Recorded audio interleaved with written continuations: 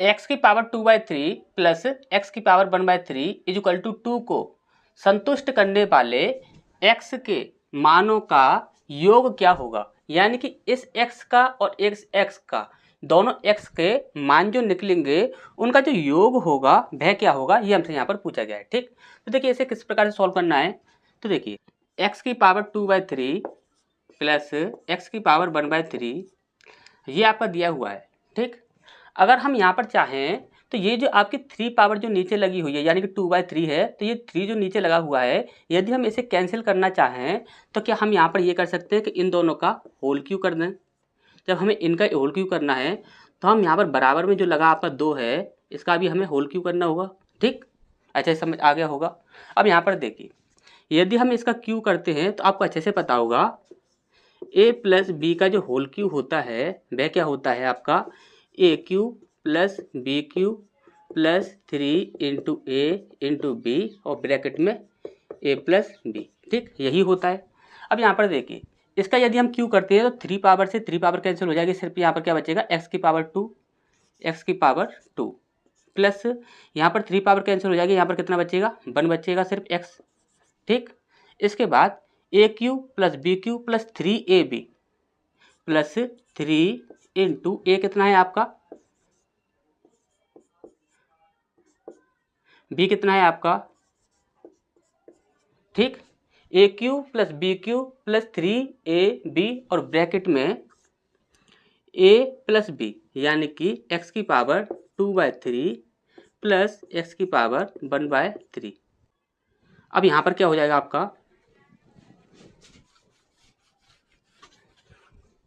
ये 2 की पावर 3 करना है तो ये 8 हो जाएगा आपका। ठीक, अब यहाँ पर आप ध्यान समझिएगा x square plus x plus 3 into यदि हम इन्हें ऐड कर दें, देखिए यहाँ पर दिया हुआ है आपका 2/3 और यहाँ पर दिया हुआ है आपका 1/3। आपको अच्छे से पता है कि यदि बेस यदि समान हो और गुणा में पावर क्या होती है जुड़ जाती हैं तो यहाँ पर हो जाएगा 3 3 9 और 3 एकम 3 और 3 दूनी 6 6 और 3 9 यानी कि यहाँ पर सिर्फ हमारा कितना बचेगा एक्स बचेगा। ठीक, कितना बचेगा एक्स बचेगा, तो ऐसे हम लिख सकते हैं 3x। ठीक, 3x। अब यहाँ पर क्या है देखिए तो यहाँ पर दिया हुआ है आपका x की पावर 2/3 प्लस एक्स की पावर 1/3। यहाँ पर आप देखोगे तो x की पावर 2/3 प्लस एक्स की पावर 1/3 बराबर क्या है 2 है, तो हम इसके स्थान पर 2 लिख सकते हैं यानी कि इंटू 2 इज इक्वल टू 8। ठीक, इतना हो जाएगा। अब यहाँ पर देखोगे तो आप x square plus x plus 3 दूनी 6 यानी कि 6x इज इक्वल टू 8। ठीक, अब यहाँ पर देखोगे तो ये है आपका एक्स स्क्वायर प्लस 6 और 1 7x और ये जो है इसे हम इधर ले आए तो ये आपका माइनस का हो जाएगा 8 इज इक्वल टू 0। अब यहाँ पर आपकी कॉमन वाली स्थिति बन गई है, यहाँ से हम क्या करेंगे कि कॉमन ले लेंगे।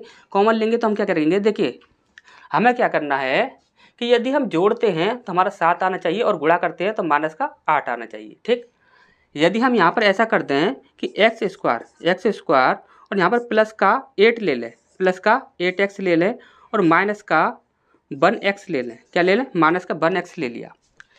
8x ये आपका प्लस का है और माइनस का है आपका 1x। तो यहाँ पर देखिए 8 में से 1 जाएगा तो बचेगा आपका 7, वो भी प्लस का, तो ये आपका कन्फर्म है।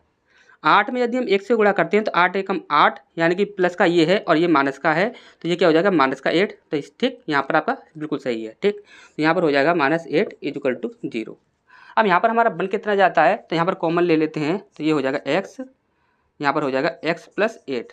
ठीक, और यहाँ पर -1 कॉमन ले लेते हैं, यदि हमने -1 कॉमन लिया तो यहाँ पर आ जाएगा x प्लस 8।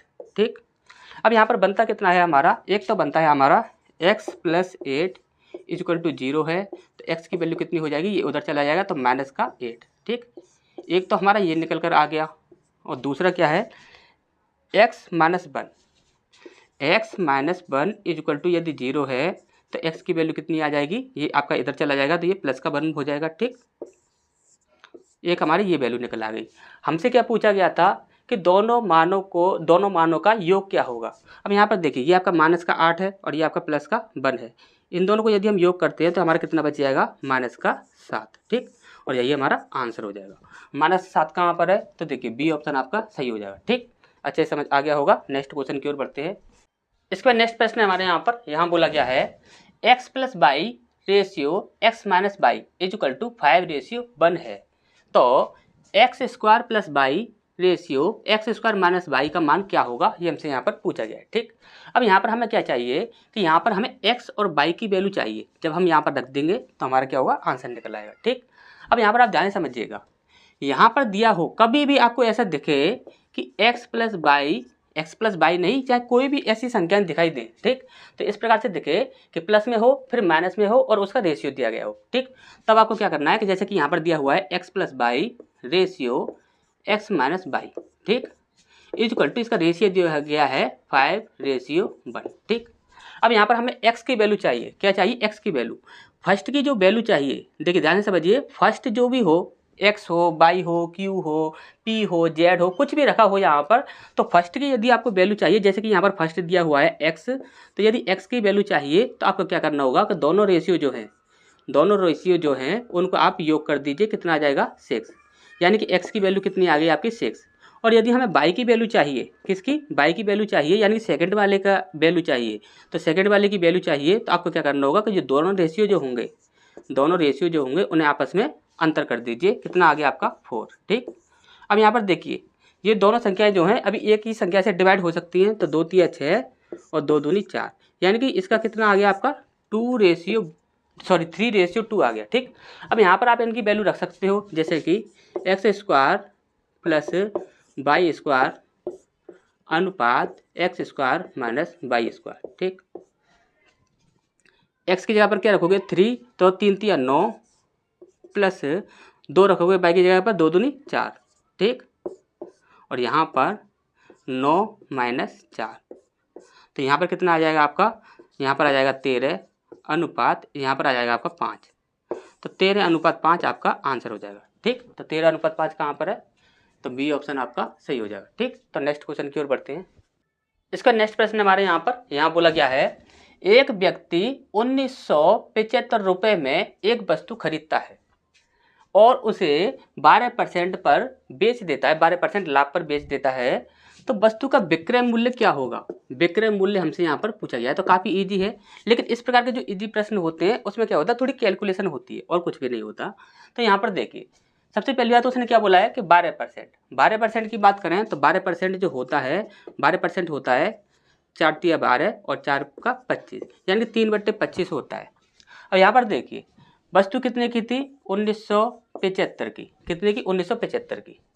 अब यहाँ पर उसे क्या रखना है, 12% लाभ पर बेचना है, तो 12% का मतलब क्या होता है 3/25, यानी कि 25 पर 3 का लाभ, 25 और 3 28, 28/25। ठीक, इतना हमें इसे कैलकुलेट करना है। ठीक, अब यहाँ पर देखिए 25 से आपका ये कट जाएगा, तो 25 सत्ते और 25 नम्मा। ठीक, तो ये कितना गया 79। अब 79 का 28 में इंटू कर दीजिए, 79 28,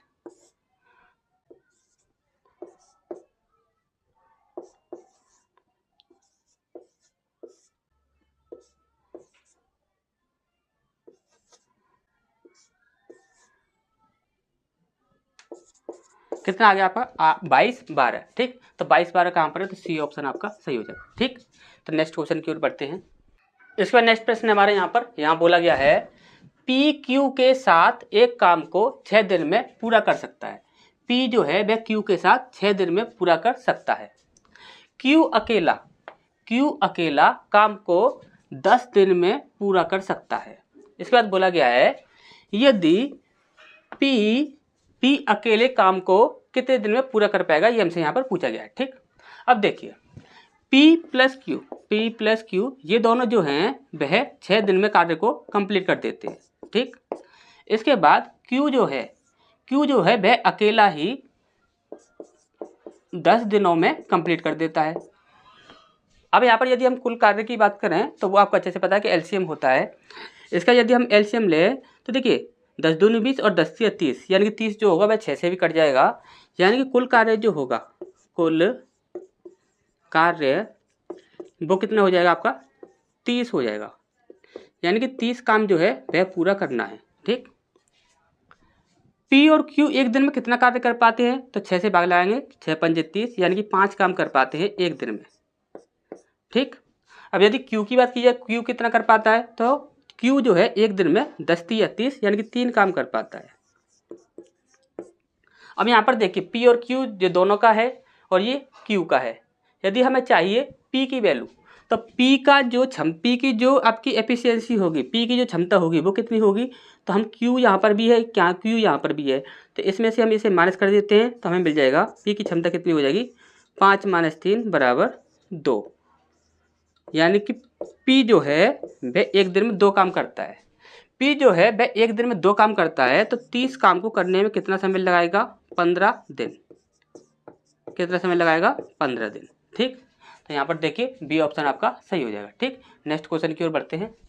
इसका नेक्स्ट प्रश्न हमारे यहाँ बोला गया है, 2 वृत्त बाह्यतः एक दूसरे को, देखिए बाह्यतः का मतलब होता है यानी कि बाहर से, ठीक, बाहर से एक दूसरे को बिंदु x पर स्पर्श करते हैं। पी क्यू दोनों वृत्तों के लिए सामान्य उभयनिष्ठ रेखा है। ठीक, उभयनिष्ठ स्पर्श रेखा है जो वृत्तों को बिंदु P और Q पर स्पर्श करती है। यदि वृत्तों की त्रिज्याएं R और R हैं तब PQ² ज्ञात कीजिए। ठीक, देखिए यहाँ पर है क्या है ऐसा, तो यहाँ पर दिया गया है जैसे कि यहाँ पर एक वृत्त है, क्या है, एक वृत्त है, एक यहाँ पर छोटी त्रिज्या है और एक बड़ी त्रिज्या है, तो यहाँ पर एक जो होगा वृत्त वह आपका बड़ा होगा और एक जो वृत्त होगा वह छोटा होगा। ठीक, 2 वृत्त बाह्यतः एक दूसरे को बिंदु x पर, ठीक, यहाँ पर क्या है कि ये दोनों स्पर्श कर रहे हैं, ये जो दोनों वृत्त हैं ये क्या कर रहे हैं, स्पर्श कर रहे हैं एक दूसरे को यहाँ पर, और यहाँ पर बोला गया है किस पर, x पर। तो ये जो आपका पॉइंट है ये क्या है, x है। ठीक, अब इसके बाद बोला गया है पी क्यू दोनों वृत्तों के लिए सामान्य उभयनिष्ठ स्पर्श रेखा है। आपको अच्छे से पता होगा उभयनिष्ठ जो रेखा होती है, उभयनिष्ठ जो रेखा होती है वो इस प्रकार से खींची जाती है। ठीक, दोनों ही जो वृत्त होंगे इनसे छुलती हुई, ठीक, उभयनिष्ठ स्पर्श रेखा। अब यहाँ पर बोला गया है उभयनिष्ठ स्पर्श रेखा है जो वृत्तों को बिंदु P और Q पर स्पर्श करती है। मान लेते हैं ये आपका P बिंदु है, ये P बिंदु है और ये आपका Q बिंदु है। ठीक, इसके बाद यदि वृत्तों की त्रिज्याएं R, ठीक, अब यहाँ पर देखिए बड़े वृत्त की जो त्रिज्या होगी उसे हम कैपिटल R मान लेंगे और छोटे वृत्त की जो त्रिज्या होगी उसे हम स्मॉल r मान लेंगे। ठीक, अब इसके बाद बोला गया है कि पी क्यू का स्क्वायर क्या होगा। ठीक, यानी कि यहाँ से लेकर यहाँ तक की जो आपकी वैल्यू है उसका स्क्वायर पूछा गया है। तो देखिए इसके लिए इजीली आपका एक फॉर्मूला होता है और वो क्या होता है आपका पी क्यू, देखिए P Q is equal to root के अंदर 4 यहाँ पर क्या है r इंटू आर, ये होता है आपका 4 × r। तो यहाँ पर देखिए यहाँ पर क्या पूछा गया है, पी क्यू का स्क्वायर पूछा गया है। यदि हम इसका पी क्यू का यदि हम यहाँ पर स्क्वायर करते हैं तो आपको अच्छे से पता है कि स्क्वायर जो होगा स्क्वायर से रूट कैंसिल हो जाएगा। जब रूट कैंसिल हो जाएगा तो यहाँ पर हमारा क्या बचेगा, 4r। ठीक, 4r ये हमारा बच जाएगा, 4 × r। तो यहाँ पर देखिए बी ऑप्शन आपका सही हो जाएगा। ठीक, तो नेक्स्ट क्वेश्चन की ओर बढ़ते हैं। इसके बाद नेक्स्ट प्रश्न हमारे यहाँ बोला गया है 3 वर्षों के अंत में जतिन को कितनी धनराशि प्राप्त होगी। यानी कि यहाँ पर हमसे क्या पूछा गया है, अमाउंट पूछा गया है। ठीक, मिश्रधन कितना हो जाएगा। ठीक, इसके बाद बोला गया है यदि उसने 5,000 रुपये को ब्याज पर निवेश किया, यानी कि ये क्या है, आपका मूलधन है। ठीक, ये आपका मूलधन है और पहले वर्ष के लिए ब्याज दर 4% है। देखिए पहले वर्ष के लिए 4% है और दूसरे वर्ष के लिए 3% है और तीसरे वर्ष के लिए 2% है। ठीक, अब यहाँ पर देखिए यदि यहाँ पर दिया गया है आपका 5,000 रुपये आपका मूलधन है, 5,000 रुपये ये आपका मूलधन है। अब हम आपसे ये बोलें कि यदि एक वर्ष की बात करें, यदि यह एक वर्ष की बात करें और आपसे बोले कि 4% यदि आपकी ब्याज दर है, 4% यदि आपकी ब्याज दर है तो कितने रुपए हो जाएंगे। तो आप बोलोगे सर 4% का मतलब हो गया 104/100। अब जो भी आपका निकल कर आएगा वो आपको मिल जाएगा। हमने बोला कि अभी यहाँ तक कहानी खत्म नहीं हुई है, 4% तो ये हो गया आपका, ये पहले वर्ष के लिए हो गया, आपको जितना मिलना था वो आपको मिल चुका है। अब यहाँ पर हम बात करते हैं, आपको दोबारा इसी राशि को लगाना है। जो कोई भी आपकी राशि बन चुकी है उस राशि को आपको दोबारा से लगाना है। तो दोबारा से लगाया तो उसने आपने बोला कि कितना परसेंट पे लगाना है, या 3% पे लगाना है, तो 3% पे लगा दीजिए 103/100। अब हमें जो भी मिलना होगा वो हमें मिल चुका है। पहले वर्ष के बाद जो मिलना था वो यहाँ तक मिल जाता, अब दूसरे वर्ष के बाद जो मिलना था वो यहाँ पर मिल जाता। अब तीसरे वर्ष के बाद बोल रहा है कि तीसरे वर्ष के बाद 2%। अब तीसरे वर्ष के बाद यदि हम बात करें 2% की बात कर रहा है तो ये कितना हो जाएगा आपका 102/100। अब यहाँ पर टोटल तीनों वर्षों का जो होगा वो हमें मिल जाएगा। ठीक, अब यहाँ पर देखिए 3 0 से 2 और 1 3 0 कट जाएंगे, 5 से इसे काटेंगे, 5 दूनी 10। ठीक, अब यहाँ पर है आपका 2 से काटेंगे, 2 पंजे 10, 2 एकम 2। ठीक, अब यहाँ पर आप देखोगे तो देखिए यहाँ पर आपका नीचे क्या है 100 है। ठीक, तो यहाँ पर देखो 4 तिया 12, यानी कि आपका 2 इकाई अंक बनना चाहिए। अब यहाँ पर आप देखोगे तो देखिए ये ऑप्शन तो आपका यहाँ पर कैंसिल हो ही जाता है, और 2 इकाई अंक की बात करें तो 1 2 3 तीनों ही ऑप्शन में 2 इकाई अंक आपका दिया हुआ है। ठीक, अब यहाँ पर हम क्या कर सकते हैं, देखिए यहाँ पर यदि पॉइंट नहीं होते तो हम और भी ट्रिक लगा सकते थे, लेकिन यहाँ पर क्या है कि पॉइंट दिए हुए हैं तो हमें यहाँ पर क्या करना होगा, यदि हम ट्रिक लगाते हैं तो यहाँ पर गलत होने की संभावना ज़्यादा रहती है। ठीक, तो पॉइंट वाले आंसर जो होते हैं उनमें क्या कीजिए, आप पूरी कैलकुलेशन ही कीजिए। यहाँ पर आपको क्या करना है कि सिर्फ इंटू करना है, आपका जो आंसर होगा वो आपको मिल जाएगा। ठीक, अब यहाँ पर देखिए, यहाँ पर आप देखोगे वैसे यहाँ पर 100 नीचे लगाया है तो 2 संख्याओं के बाद पॉइंट, देखिए यहाँ पर सब में ही आपका 2 संख्याओं के बाद ही पॉइंट है। ठीक, तो यहाँ पर इंटू ही कर लेते हैं, यहाँ पर कर देते हैं हम 104 और यहाँ पर 103, इनका हम इंटू करें तो देखिए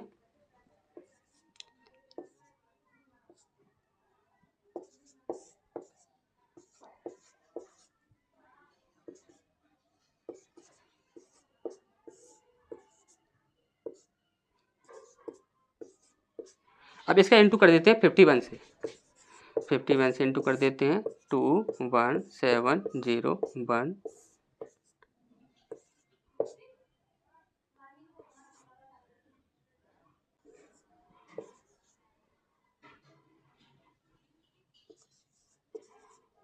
कितना आ रहा है आपका, यहाँ पर आ जाएगा आपका 2 1 6 4 और यहाँ पर 5। ठीक, अब 100 से डिवाइड करेंगे तो यहाँ पर आ जाएगा आपका, यहाँ पर पॉइंट आ जाएगा। ठीक, तो 5463 देखिए ये ऑप्शन है आपका, ये आपका बिल्कुल सही हो जाएगा। ठीक, तो सी ऑप्शन हमारे यहाँ पर सही होता है। नेक्स्ट क्वेश्चन की ओर बढ़ते हैं। इसके बाद नेक्स्ट प्रश्न हमारे यहाँ पर बोला गया है आंकड़ों, देखिए ये आपके आंकड़े दिए हुए हैं x, x+3, x+5, x+8, x+9 का माध्य 9 है। माध्य कितना दिया हुआ है, 9 दिया हुआ है। तो अंतिम 3 आंकड़ों का माध्य क्या होगा। ठीक, सबसे पहले हमें क्या करना होगा, देखिए यहाँ पर हमें अंतिम देखिए 1 2 3, 1 2 और 3, इन 3 आंकड़ों का माध्य हमसे यहाँ पर पूछा गया है। तो सबसे पहले हमें क्या चाहिए कि x की वैल्यू चाहिए, सबसे पहले हमें x की वैल्यू निकालनी होगी। तो यहाँ पर देखिए, यहाँ पर आपका x plus x+3 plus x+5 plus x+8 plus x+9। ठीक, अब ये कितने हैं आपके, तो 1 2 3 4 और 5, टोटल कितने हैं आपके 5 हैं। माध्य कितने दिया हुआ है आपका 9 दिया हुआ है। ठीक, अब यहाँ पर देखिए 1 2 3 4 5, 5x प्लस यहाँ पर कितना हो जाएगा आपका 8 दूनी 16 और 1 17, 17 और 5 22, 22 और 3 25, कितना हो जाएगा आपका 25/5 = 9। 9 पंजे 45 होते हैं तो यहाँ पर डायरेक्ट 45 रख देते हैं। ठीक, कितना हो जाएगा 45। तो 5x की वैल्यू कितनी हो जाएगी, यहाँ पर आपका 45 है और यहाँ पर आपकी जो 25 है, इसको हम इधर ले जाएंगे तो ये आपका माइनस हो जाएगा। तो माइनस होकर कितना हो जाएगा, तो यहाँ पर बचेगा आपका 0 और यहाँ पर 2। ठीक, तो x की वैल्यू कितनी हो जाएगी 4, x की वैल्यू आ गई आपकी 4। ठीक, अब x की वैल्यू आपकी 4 आ गई है और हमसे क्या पूछा गया था, हमसे पूछा गया था x+5 plus x+8 plus x+9 upon कितने हैं आपके 1 2 3 3 है = यहाँ पर हमसे ये पूछा गया था इसका माध्य क्या होगा। ठीक, अब यहाँ पर देखिए अब x की जगह पर हम x की वैल्यू रख देते हैं, तो x की वैल्यू हमारी कितनी है, तो x की वैल्यू है हमारी 4। तो यहाँ पर देखो 5 और 4 कितने हो गए, 9 हो गए। अब इसके बाद यहाँ पर आपका 4 हो जाएगा, तो 8 और 4 12 प्लस 9 और 4 13, ठीक। इसके बाद 3, ठीक। अब यहाँ पर हो जाएगा 10 और 10 20, 9 14, यानी कि हो जाएगा आपका 34। 34 हो गया बट्टे 3, ठीक। तो 34/3 आना चाहिए आपका। तो यहाँ पर देखिए सी ऑप्शन है आपका, ये आपका बिल्कुल सही हो जाएगा, ठीक।